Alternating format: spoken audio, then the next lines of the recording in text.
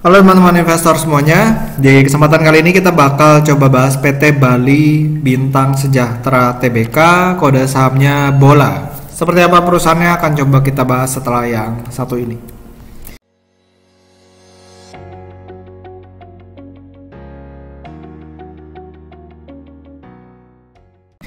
Oke, ini saya ambil dari materi public expose ya, di tanggal 31 Agustus 2020. Bali United ini merupakan tim sepak bola. Jadi kalau misalnya kita lihat dari materi public expose ini ya, kita bisa bilang bahwa Indonesia ini punya populasi yang sangat besar, 262 juta orang.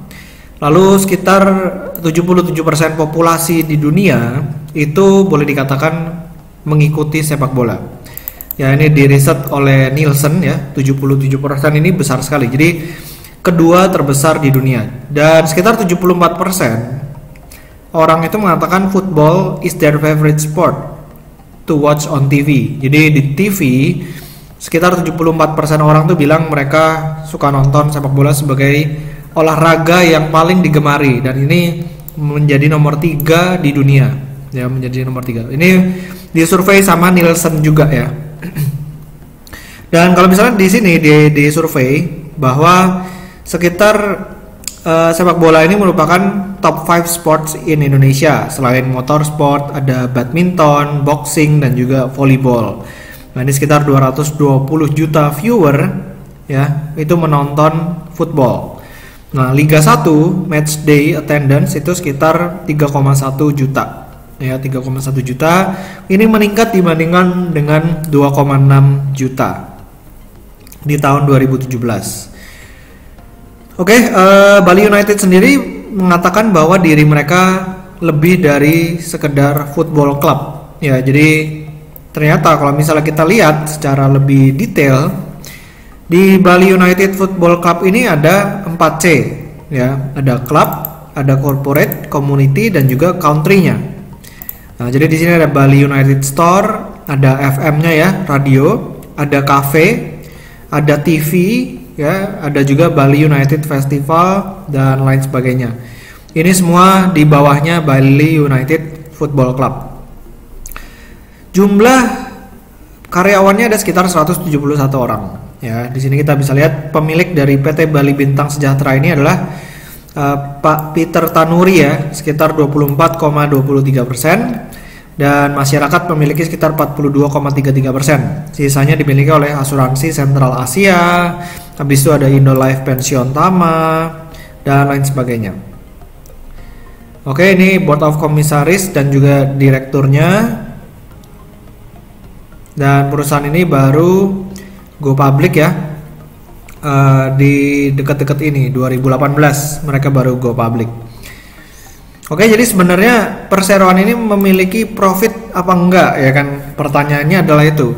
Kita sebagai investor pengen mendapatkan atau memiliki perusahaan yang mempunyai profit. Kalau enggak, ya buat apa juga ya kan?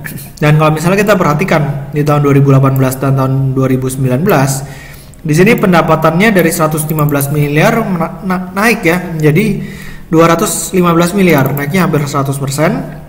Tapi yang cukup menarik adalah laba bersih. Laba bersihnya ini cuma naik dari 5M menjadi 7 miliar. Dan ya 5 miliar menjadi 7 miliar.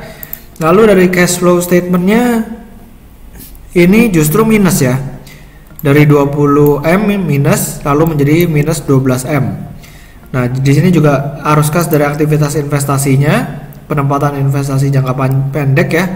Ini sekitar 138M dan juga 43M. Capex-nya sekitar 15 dan 21M. Jadi memang si Bali United ini kalau boleh dikatakan ya mereka hidup dari aktivitas pendanaan. Ya, aktivitas pendanaan di tahun 2019 perseroan ini baru melakukan IPO ya, 338 miliar dananya. Nah, ini dipakai buat bertahan hidup nih. Karena cash flow from operation-nya masih negatif, terus perseroan juga masih melakukan capex.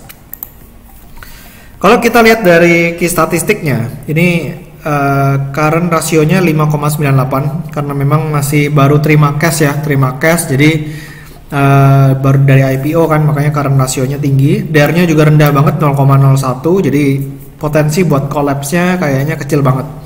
Market cap dari perusahaan ini 1,06 triliun. Jadi perusahaan bola ini boleh dikatakan perusahaan yang cukup lumayan karena secara market cap 1 triliun ya, 1 triliun. Nah, kalau kita lihat dari PER-nya minus karena memang di tahun 2020 rugi ya. Di kuartal 2 rugi 20M, di kuartal 3 rugi 10M. Nah, kalau misalnya kita lihat current price to book value ratio-nya sebenarnya mau dikatakan murah juga enggak karena dia PBV-nya di 2,39 kali. Ini pun baru go public ya kan, baru go public mereka divaluasi sekitar 2,39 kali. Jadi masih cukup mahal ya untuk ukuran perusahaan bola ini. Nah, tapi kalau misalnya kita lihat, kalau kita menggunakan earnings di tahun 2019 7 miliar, itu artinya price to earning ratio-nya ini sekitar 100 lebih ya, 100 lebih. Jadi 1 triliun dibagi 7 miliar ya kan, dapat sekitar 100 lebih. Jadi secara price to earning ratio saham bola ini ya boleh dikatakan sangat mahal. Nah, kenapa mereka bisa premium? Ya karena memang si bola ini masih menjadi satu-satunya perusahaan yang listed ya, yang listed untuk segmen sepak bola. Oke, secara valuasi juga kita lihat nih harga sahamnya dari 400 sempat turun ke 100-an ya, dan sekarang sih udah mulai stabil di 178. Cuman secara PE dan PBV agak cenderung premium.